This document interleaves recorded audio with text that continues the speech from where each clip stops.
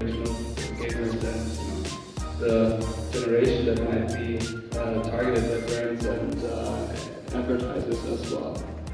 Sure. Similar to what Eric mentioned, within the gaming industry, these gaming organizations, these professional esports teams, the same type of jobs exist as if you were to work for an NBA or NFL franchise. And a lot of African American students do not know this. Gaming in the black household is usually looked at as a time waster, something that is taking away from the actual education. But in fact now, looking at that through the lens of STEM, the career opportunities there is very, very large.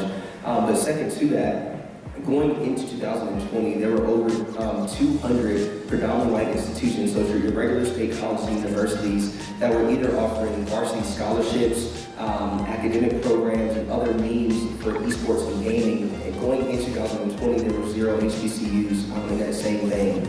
So again, we were very, very intentional about how do we build out this ecosystem, and through that process, we were able to partner up with brands like Twitch, Amazon, Verizon, Discover, Nike, and a few others to really build this inclusive ecosystem and really create a space for black gamers and black professionals to feel safe. Good afternoon. My name is Suli Kenyatta, Policy Manager at the LA County Economic Development Corporation, here supporting Plug-in South LA on this great conference. Really just wanted to come out here and support the community. Really exciting developments that are happening regarding investment, regarding really opportunities. So just really want to see where we can come in and help support. Yeah, the one I'm really interested in is the Pledge LA of how to get really introduced and engaged in the VC community here in LA. I think LA is really on the rise when it comes to the VC industry, which means there's going to be a lot of opportunity for small business, for entrepreneurs. LA has so many different industries. I think it's going to be providing a good platform for a lot of companies to get that funding, which is really the biggest investment that they need to really get off the ground and moving.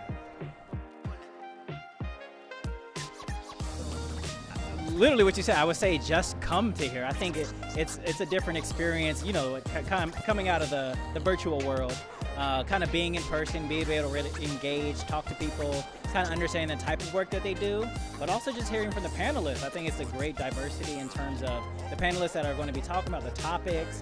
It's really about having that in-person feel and just making those connections. I think that's the most important thing that you have to really focus on.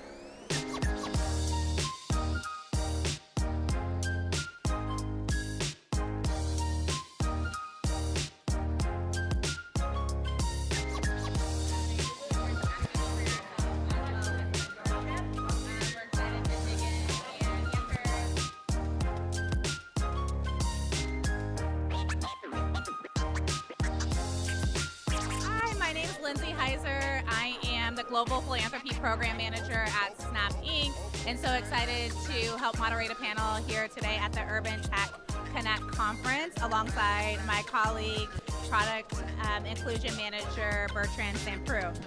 We're so excited to connect with the students during the Student Bridge program to talk about career pathways, the importance of advocating for yourself, as well as mentorship.